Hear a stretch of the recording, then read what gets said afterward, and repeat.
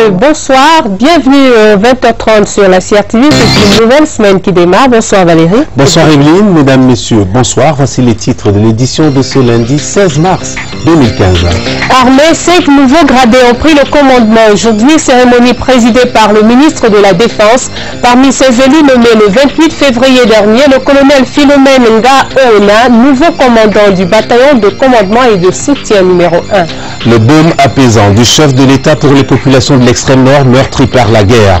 Des tonnes de denrées alimentaires et de produits vétérinaires ont été remises aujourd'hui à Marois par le ministre de l'Agriculture. La campagne de dons spéciales s'étend aux 3 départements les plus touchés. La paix et l'intégration des peuples, la quête de la CEMAC, la communauté économique et monétaire de l'Afrique centrale, a célébré sa journée ce 16 mars, l'occasion de se recentrer sur les défis qui interpellent la communauté par ces temps de péril sécuritaire. Voilà pour les titres. Mesdames et messieurs, une fois encore, bonsoir. Le ministre de la Défense poursuit la série d'installations des responsables nommés le 28 février dernier dans l'armée camerounaise. Edgar Alem Bongo a présidé aujourd'hui au quartier général la cérémonie de prise de commandement des nouveaux promus. 5 hauts gradés ont ainsi pris fonction au cours de la cérémonie organisée dans la pure tradition militaire. Le ministre de la Défense, comme lors des cérémonies de la semaine dernière, a demandé à ses responsables d'être engagés sans aucune réserve sous le drapeau et surtout dans le contexte actuel. Ce redéploiement des hommes dans l'armée camerounaise intervient au moment où notre pays affronte quasi quotidiennement les terroristes dans la région de l'extrême nord. Le reportage de Françoise Kokitues. Féminisation, rajeunissement, expérience, compétence, c'est le credo du ministère de la Défense dans le choix de ses responsables. Plus que jamais, nous devons veiller à la rigueur qui doit présider d'abord au recrutement et puis à l'admission et à la formation de nos officiers et de nos militaires. Si nos militaires n'étaient pas aptes, je crois que Boko Haram aurait déjà envahi le Cameroun. À la base, il y a donc la formation. Le ministre de la Défense installe un militaire aguerri de 50 ans, le colonel Bengono Antoine Nesman Kizito, comme commandant de l'IA. L'IA, vous savez, c'est le creuset, c'est le moule dans lequel se forme l'officier camerounais. L'intelligence de l'armée camerounaise. Si le moule est évasé, si le moule n'est pas bon, forcément les prestations sur le terrain ne suivront pas. C'est pour ça que le ministre m'a confié la mission d'aller former des officiers dignes. C'est le général de corps d'armée René-Claude Meka, chef d'état-major des armées, qui préside la prise d'armes du colonel Martin-Claude Oona, à 53 ans, comme commandant de la base aérienne 101. Ma mission, c'est de rendre opérationnelle la base avec toutes les formations qui y sont stationnées. Très attendue, la prise de commandement du colonel Philomène Nga Oona, à 52 ans, est la première femme commandant du bataillon de commandement et de soutien numéro 1. 53 ans, le lieutenant-colonel Laurent Diamba est le nouveau commandant du bataillon des fusiliers de l'air de la base aérienne 101, tandis que le chef de bataillon Francis Bissongo Ekosso, installé par le commandant du corps national des sapeurs-pompiers, devient à tout juste 40 ans le commandant du 10e groupement des sapeurs-pompiers. D'abord, je tiens à exprimer mes sincères remerciements au haut commandement des forces de défense camerounaises qui m'a jugé et estimé que je suis capable d'assumer cette mission de la protection des vies humaines et des biens et participer aux études de prévention. Le ministre de la Défense est attendu ce mardi à Ebolova dans la région du Sud pour la suite de sa tournée d'installation. Vous l'avez sans doute remarqué au cours de la cérémonie de ce matin au quartier général de Yaoundé, parmi les 5 promus, il y avait une femme. Il souffle donc un vrai vent de féminisation dans le haut commandement de l'armée camerounaise. Le colonel Philomène Nga Oona est désormais le commandant du bataillon de commandement et de soutien numéro 1. C'est la première femme à occuper ce poste de responsabilité. Le colonel Philomène Nga Oona, dans l'armée camerounaise depuis 26 ans, issu de la promotion Solidarité africaine de l'école militaire interarmes. Voici son portrait et c'est avec Florence Meke. La dame au pas martial est le nouveau commandant du bataillon de commandement et de soutien numéro 1. Le colonel Nga Ouna Philomène vient de bénéficier de la confiance du haut commandement dans un contexte marqué par l'engagement des forces de défense sur divers théâtres d'opération.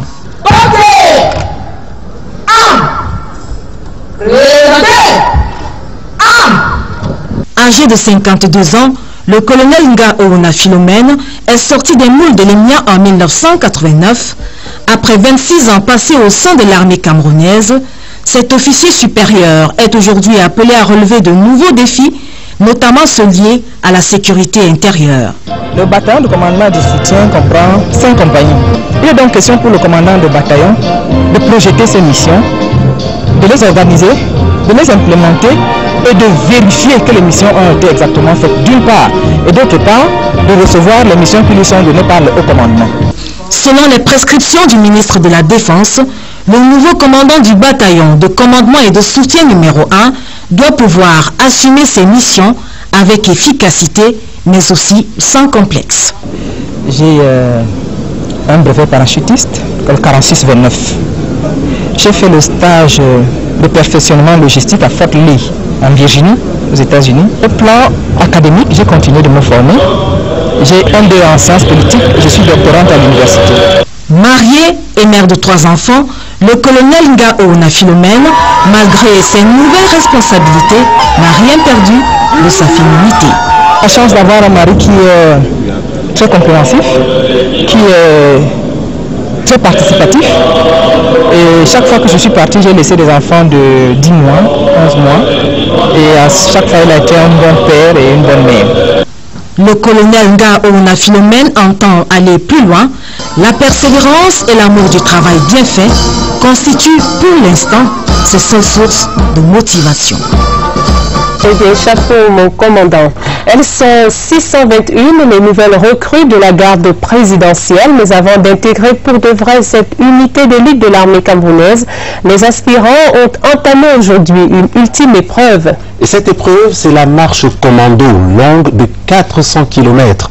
Les nouvelles recrues doivent effectuer à pied la distance Yaoundé-Saint-Mélima en aller et retour. Les premiers kilomètres ont été avalés dès ce matin au départ de la capitale. Au-delà de la distance, les militaires en herbe doivent supporter les 20 kg de leur pactage. La fin de leur expédition est prévue le 28 mars prochain. Entre-temps, ils auront éprouvé leur physique et leur mental. Reportage d'Yves-Marc Medzo. Avoir le sommeil léger, garder toujours l'œil ouvert, c'est fort de ces réflexes qui sont devenus pour eux quasiment une seconde nature que les 621 nouvelles recrues du contingent 2014 de la garde présidentielle ont convergé ce lundi 16 mars 2015 à l'aube au poste de commandement de la GP pour le début de la grande épreuve, la marche tactique. Sous le regard vigilant du lieutenant-colonel Raymond Jean-Charles Bocor Abondo, commandant la garde présidentielle, ils vont sacrifier au grand rituel des au revoir avant de prendre la route. Direction Saint-Mélima dans le sud, avec quelques escales sur le trajet. En fait de marche tactique, celle-ci fait suite à la formation initiale reçue depuis le 1er décembre 2014 et elle a pour but de consolider le physique et le mental des futurs soldats et en même temps de valider la dimension commando de leur formation. Le drapeau de la République que brandissent fièrement les recrues, comme vous le dites, traduit l'esprit patriotique qui les anime et leur engagement à défendre la patrie en tout temps, en tout lieu, en toutes circonstances. Et je dirais même s'il le faut, au prix du sacrifice suprême. Tout le long de l'itinéraire emprunté par ces futurs commandos, les populations de la cité capitale et des autres localités traversées vont venir en nombre saluer la bravoure de ces jeunes gens et consacrer dans le même temps le lien armée-nation. Après avoir parcouru les 400 km qui constituent le trajet de ce raid pédestre, ceux des 621 futurs commandos qui auront bravé l'épreuve seront alors présentés au drapeau de la République au cours d'une cérémonie solennelle qui fera d'eux des soldats de l'armée camerounaise prêts à défendre en tout temps et en tout lieu la nation camerounaise jusqu'au péril de leur vie. Il y a une crise alimentaire qui fait actuellement des dégâts dans la région de l'extrême nord. Le comité régional de gestion s'est réuni aujourd'hui à Marois pour arrêter cette crise et surtout proposer des solutions.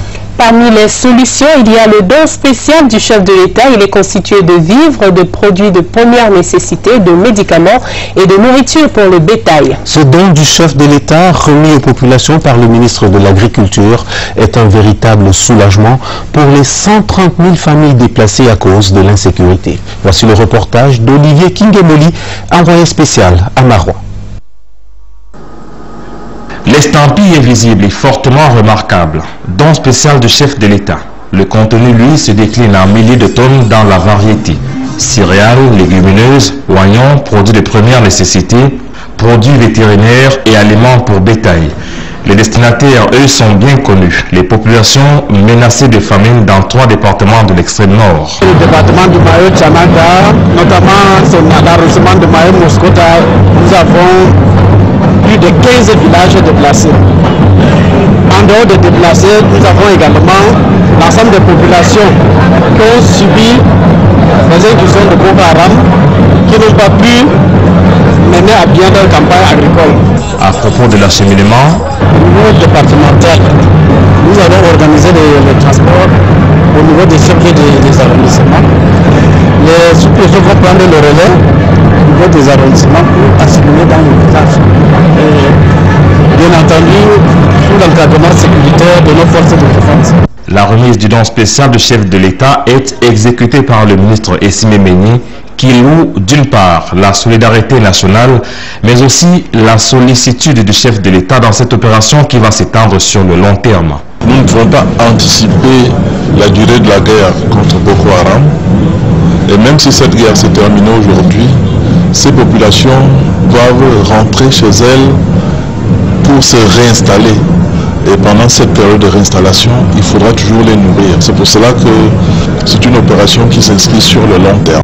Cette première phase absorbe déjà la bagatelle somme de 5 milliards de francs CFA et associe des sociétés partenaires à l'opération. Dans la joie perceptible des populations, on conclut avec le ministre que la force et la détermination de l'action publique vont éviter que Boko Haram étende la famine dans l'extrême nord. La guerre contre les terroristes de Boko Haram et ses contraintes dans la région de l'extrême nord, nous en parlons encore depuis quelques mois. L'axe Mora-Kousseri est classé à très haut risque. La sécurisation de cette portion de la nationale numéro 1 exige le déploiement d'un grand nombre de soldats pour la protection des usagers. La mission de ces militaires est de permettre un mouvement régulier et en toute sécurité des hommes et des biens. Passe encore, s'il n'y avait que la menace terroriste, il y a aussi le très mauvais état de la route qui en rajoute à la difficulté des voyageurs. Voyager sur une route de tous les dangers, c'est un voyage que nous effectuons avec notre envoyé spécial, Eric Benjamin Lamère. C'est ici, au poste de commandement de l'opération Alpha à Marois, que s'organisent l'essentiel des voyages à destination du Kousseri. La mission de ces soldats lourdement armés est d'assurer la sécurité de ceux qui empruntent la nationale numéro 1, devenue la route la plus dangereuse du Cameroun. Du fait de sa proximité avec la frontière nigériane, de nombreux voyageurs ont subi ces derniers mois des attaques souvent mortelles perpétrées par les éléments de Boko Haram. Tout au long du parcours, on peut à loisir observer les dégâts causés par le groupe terroriste. Doublé, jadis point d'arrêt obligé du fait de son importante activité commerciale, est aujourd'hui une localité fantôme. Waza, Zigué, Zigagé, Tchakamari, comme la plupart des villages situés sur cette route, portent les stigmates des agressions répétées de Boko Haram. Certains sont carrément vidés de leur population. Le dispositif sécuritaire est donc bien rodé pour parer à toute éventualité. Au niveau de la coordination, l'équipe qui est au sud vient avec le personnel ou le matériel escorté qu'il remet à l'équipe limitée au nord qui conduit cette escorte ainsi de suite pour amener le personnel et le matériel du sud vers le nord. Parti de Moura à 10h, ce convoi arrivera à Kousseri à 22h. 12 heures d'horloge pour parcourir moins de 300 km. La faute à ces camions transportant des dons pour les sinistrés ayant ralenti la vitesse, mais surtout à l'autre ennemi tout aussi redoutable qu'est cette route aujourd'hui totalement défoncée. Un véritable supplice pour les organismes et les engins.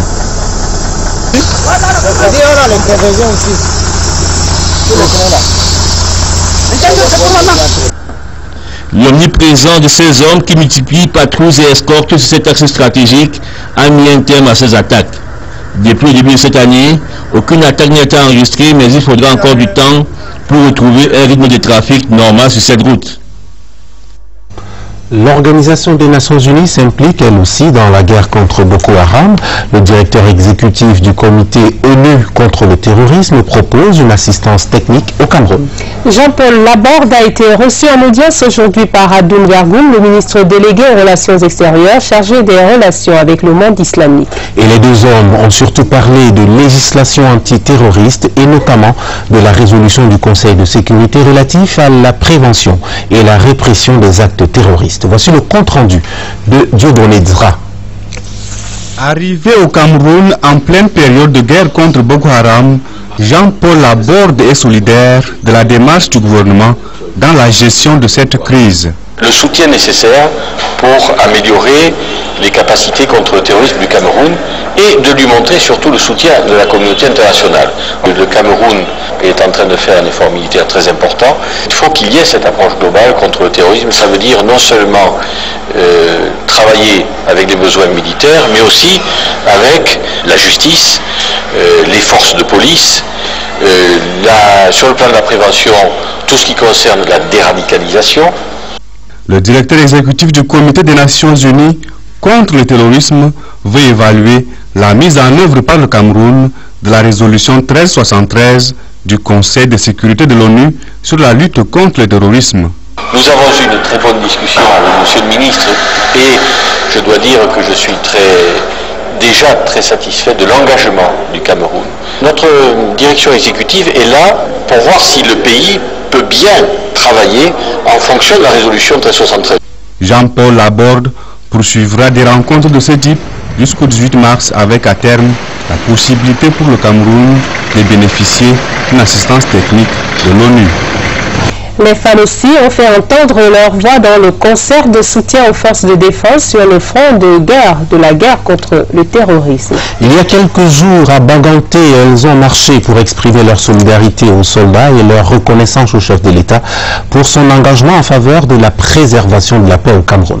Banganté, point de ralliement des femmes de l'Ouest Cameroun venues de Bangoula, de Mbouda et de Bafoussam. Voici le reportage de Toussaint Benmaniam, CRTV Ouest. La marche patriotique de Banganté est partie du carrefour de la permanence du parti RDPC à l'esplanade de la préfecture d'Undé, soit une distance de 2 km.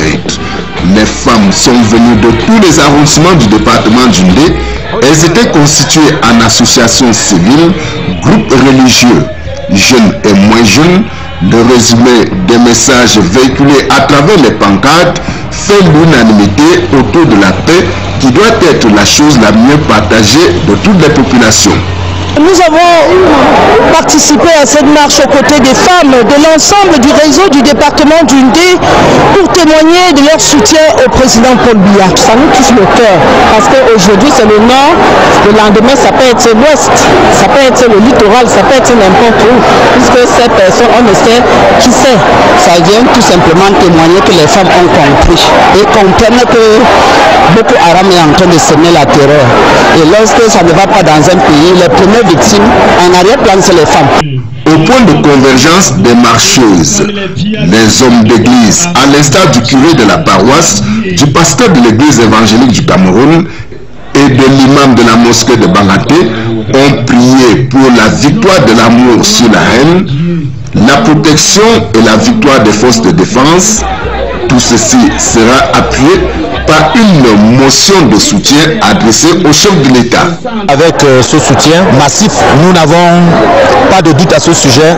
Boko Haram sera vaincu avec la contribution d'Undé. À Banganté, l'on croit désormais dur comme fer que les jours de Boko Haram sont désormais comptés pour que vive la paix et que la haine et le désordre soient anéantis à jamais.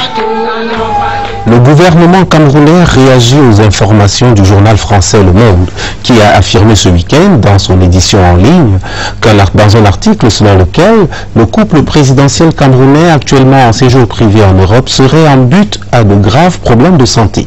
Le ministre de la Communication, Issa Tiroma Bakary, a tenu aujourd'hui à Yaoundé une conférence de presse pour, dit-il, dénoncer et démentir ces allégations du journal Le Monde et indiquer que la santé du couple présidentiel est excellente. Nous écoutons un extrait du ministre de la Communication recueilli par la CRTV. Le chef de l'État, son Excellence M. Paul Biya et son épouse se trouvent actuellement en séjour privé en Europe et leur état de santé respectif n'appelle aucune préoccupation. Le président de la République et la première dame se portent parfaitement bien, se portent comme un charme. Le chef de l'État est et demeure plus que jamais aux commandes de la République, où qu'il se trouve et à tout moment de l'acte qu'il mène. Il tient la barre ferme, droit dans ses bottes. Tous les Camerounais, tous les investisseurs et l'ensemble de nos partenaires doivent en avoir l'assurance. Le chef de l'État, son Excellence M. Paul Biya et son épouse regagneront bientôt le Cameroun à l'issue de leur séjour privé en Europe. Ils continueront, comme ils le font du reste actuellement, à vaquer à leurs occupations et à leurs tâches au quotidien. Le peuple camerounais n'est pas dupe de la malveillance, de la conspiration sordide et à peine voilée qui sous-tend ces attaques à répétition menées contre notre pays par médias interposés. L'intégralité de cette conférence de presse du ministre de la Communication sera diffusée sur la CRTV. Le siège des synergies africaines abrite demain mardi dès 11h une cérémonie de rétrocession d'un don de Mme Chantal Biya au Haut Commissariat des Nations Unies pour les réfugiés. Ce geste marque l'implication humanitaire de la première dame camerounaise, Mme Chantal Biya, dans la gestion de l'afflux des réfugiés que connaît le Cameroun ces derniers temps. Une contribution du président de la Chambre du commerce Canada, Cameroun et Afrique de l'Ouest, Yassine Jason Erden, qui est basé à Montréal, au Canada. La communauté économique et monétaire de l'Afrique centrale célèbre la journée CEMAC. Il y a eu aujourd'hui dans les bureaux de la représentation à Yaoundé une journée porte ouverte pour encore une fois présenter cette institution aux visiteurs. Ces journées CEMAC interviennent dans un contexte marqué par les avancées plutôt timides dans le domaine de la libre circulation des personnes et des biens et par l'insécurité en République centrafricaine. Il y a aussi le Tchad et le Cameroun qui unissent leurs armées face aux terroristes Boko Haram. Voici le point avec Félicité Mélanie Betebou. Une journée porte ouverte dans les locaux de la communauté économique des États de l'Afrique centrale, représentation de Yaoundé. Au menu, une petite exposition assortie de quelques documents afin de raconter aux jeunes et aux femmes invitées pour la circonstance la CEMAC. Des festivités minimalistes, exactement comme le processus d'intégration des États de l'Afrique centrale, qui tarde à prendre corps. Dans la communauté, la libre circulation des personnes et des biens reste mitigée, même si par ailleurs on peut se féliciter de quelques acquis. Je voudrais relever ici les nombreux travaux, projets intégrateurs qui sont en cours sur la sous-région. Je voulais vous parler du pont entre Pongor au Tchad et Agua au Cameroun, chemin de fer entre le Cameroun et le Tchad, des ponts sur le thème. J'évoquerai également la route Saint-Melima-Wesso. Voilà des faits concrets qui participent à l'intégration régionale. Le système LMD n'est pas une conception camerounaise, c'est une conception sous-régionale. Donc c'est une politique commune sous-régionale de la CEMAC. Le thème de cette édition de la journée CEMAC porte justement sur la nécessité de paix et de sécurité, sans oublier l'intégration régionale. Dans un contexte où le Tchad et le Cameroun sont aux prises avec la secte Boko Haram et où, en République centrafricaine, l'instabilité demeure. Nous pouvons nous féliciter de tout ce qui a été fait jusque-là, la conférence dans le cadre de l'OPAX, l'accompagnement du Tchad dans le cadre de la lutte contre Boko Haram. La CEMAC s'étant dit ensemble, démontrée ce jour par les danses de la sous-région, les produits ouvriers communs, l'artisanat partagé pour ne citer que ça. Désordre urbain, le civisme sur nos routes prend de la vitesse dans les grandes villes. Les petites voitures jaunes font voir rouge aux forces de sécurité. Le code de la route connaît pas. Les panneaux de signalisation non plus. Les conducteurs de taxis et de mototaxis ne se soumettent à aucune règle en usage sur la voie publique. Le phénomène va grandissant, même la présence de la police de la circulation est à peine dissuasive. Les stationnements anarchiques se sont banalisés. Les autres automobilistes les ont d'ailleurs intégrés comme un énorme corps au pied. Reportage Daniel Menanga. Charger, se garer ou traverser la route, des gestes simples a priori, mais qui ne rentrent pas dans les habitudes. Un cas d'école avec le passage clouté. Il est réservé aux piétons, mais le plus souvent occupé par les chauffeurs de taxi. Chaque citoyen veut faire sa règle de sa manière. Cet incivisme conduit souvent à l'encombrement de la chaussée et l'embouteillage dans diverses artères de la ville. La route a pourtant un code. Ici, réservé aux taxis, là, les arrêts sont interdits, mais rien n'y fait. Personne n'observe ces règles. Face à cette situation, nous pouvons cesser de travailler. Plus nous baissons les bras, plus ça va s'intensifier. La règle, là, c'est la prévention, l'éducation. Chercher des voies et moyens à ramener l'usager à comprendre ce qu'il faut faire. La sensibilisation reste donc la principale stratégie pour changer la donne, quoique le langage ne soit pas toujours clair. Panneaux cachés, matérialisation de la route effacée, quelques obstacles à l'observation des règles de la circulation en zone urbaine. Il y a du travail et beaucoup de travail dans ce domaine. Quels sont ces poissons dans nos assiettes? Les amateurs ont dû remarquer la présence de nouvelles variétés. Les poissonneries en regorgent grâce à une importation massive. Les noms de ces nouvelles variétés ne sont pas toujours faciles à retenir. En revanche, les ménagères ont bien noté leur prix relativement bas et leur goût plutôt apprécié. Le très populaire maquereau, l'intouchable bar, le capricieux capitaine ou alors l'exceptionnel sol ne règnent plus en maître ou maîtresse dans les poissonneries et les palais de gourmets. Revue de ces nouveaux venus dans ce reportage que nous propose Karine Olive Yabit. Raie, mademoiselle, ceinture, des noms auxquels il va falloir désormais s'habituer. Ce sont des poissons et il n'est pas exclu que vous les retrouviez un jour dans votre assiette. Si c'est par exemple les ceintures, c'est un poisson beaucoup plus mangé en Chine. Un poisson préféré des Chinois. Le bar français, c'est un produit qui sort beaucoup plus de la France. Dans la majorité des soirées, des manifestations, c'est ça que certains services traiteurs utilisent présentement, parce que ce n'est pas loin des bars. Parmi ces poissons, il y a également ceux qui proviennent des eaux du Cameroun, des poissons issus de croisements d'espèces différentes ou qui ont subi des mutations génétiques. La raie, c'est un poisson purement pêché ici chez nous. Il y a, bon, ça fait partie des crustacés. Le calamar, c'est un poisson, ça sort du Cameroun, même comme quelques quantités sortent de l'étranger. Ces nouvelles variétés de poissons suscitent la curiosité de la clientèle. Certains usagers n'hésitent pas à les essayer. D'autres, en revanche, sont plus réticents. J'ai quand même essayé certains poissons. D'autres me font peur de vue. Parce que certains poissons sont comme les serpents, comme les crabes, qu'on ne connaît pas avec les queues, que je n'ai jamais goûté.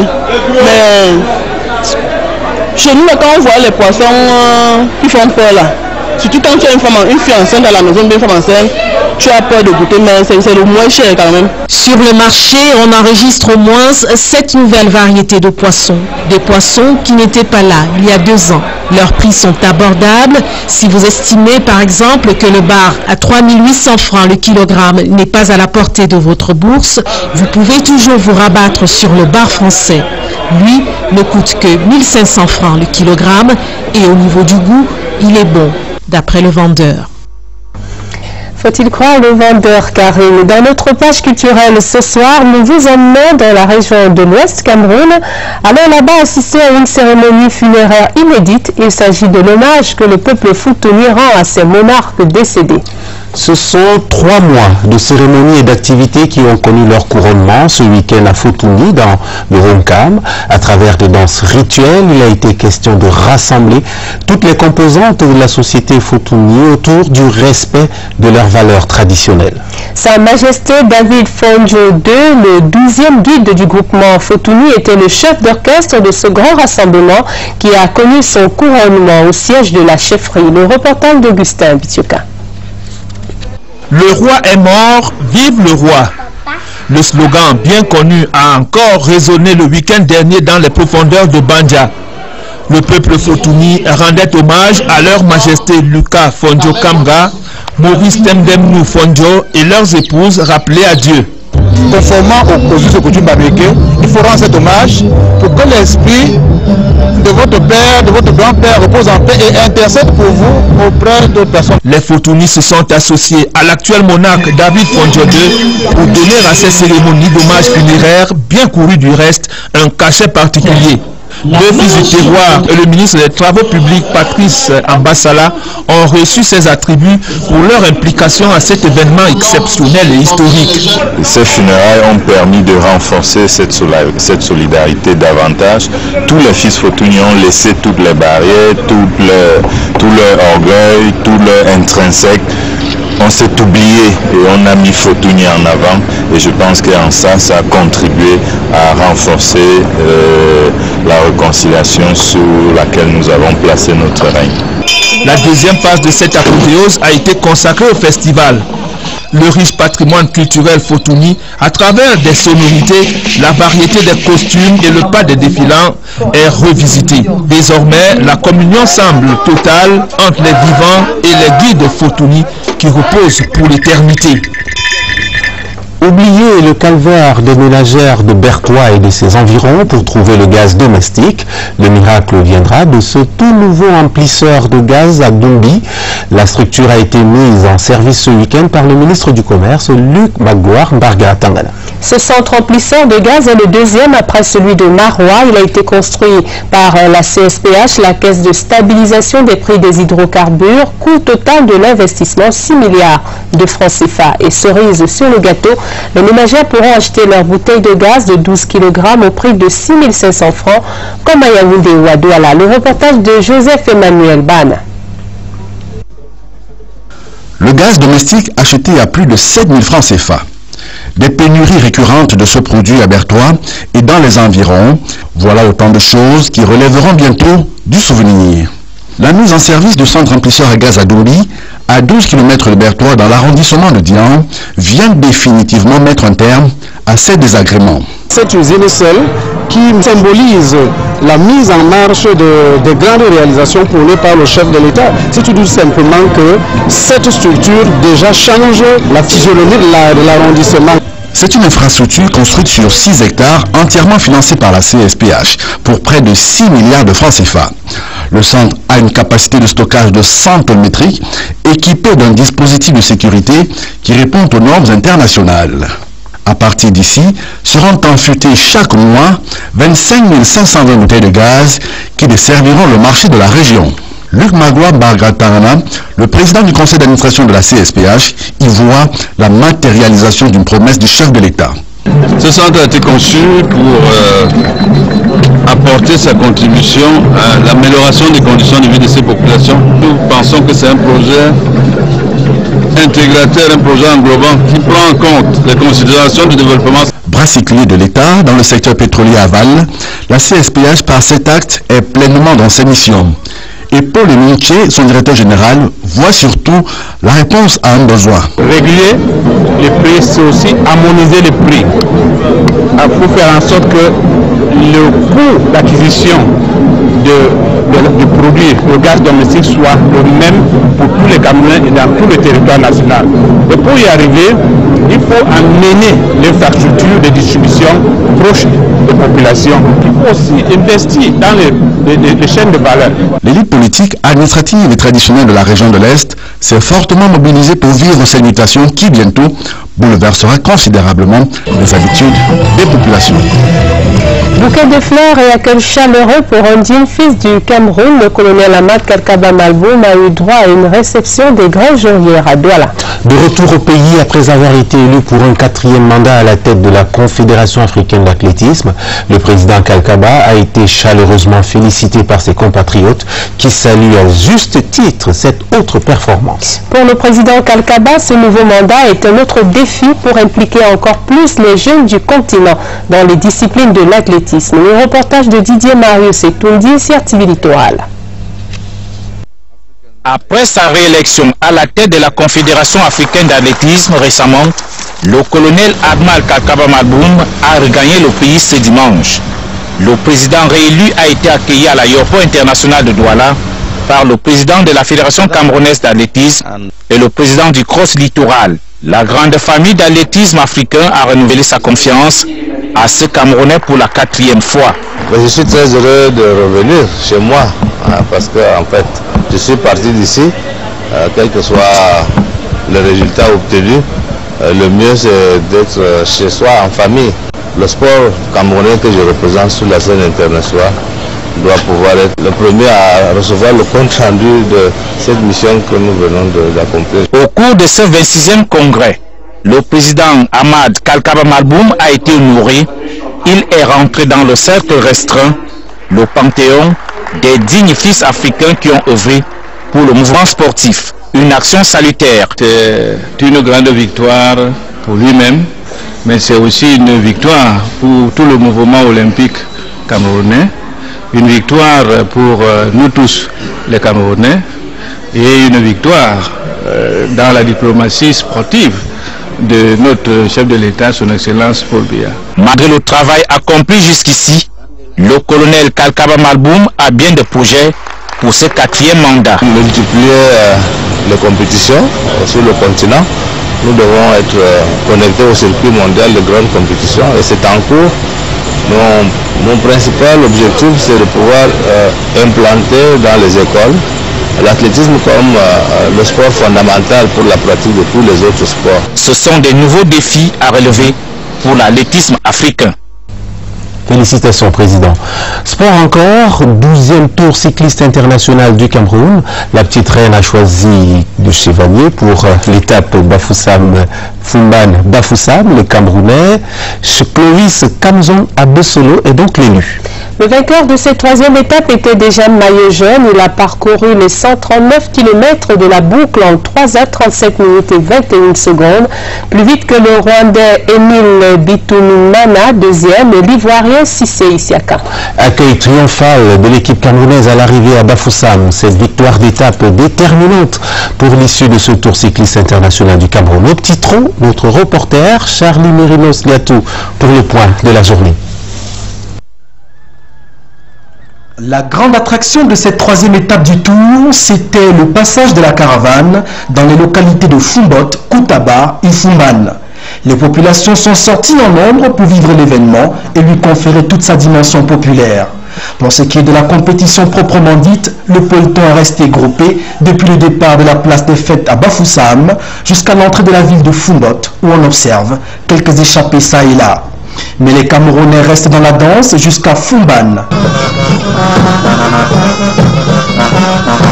Sa Majesté Mbombo Njoya de sa cour royale peut ainsi admirer au passage le groupe de tête constitué d'un Français, d'un Slovaque, d'un Ivoirien, d'un Burkinabé et du Camerounais Jérémy Zeke.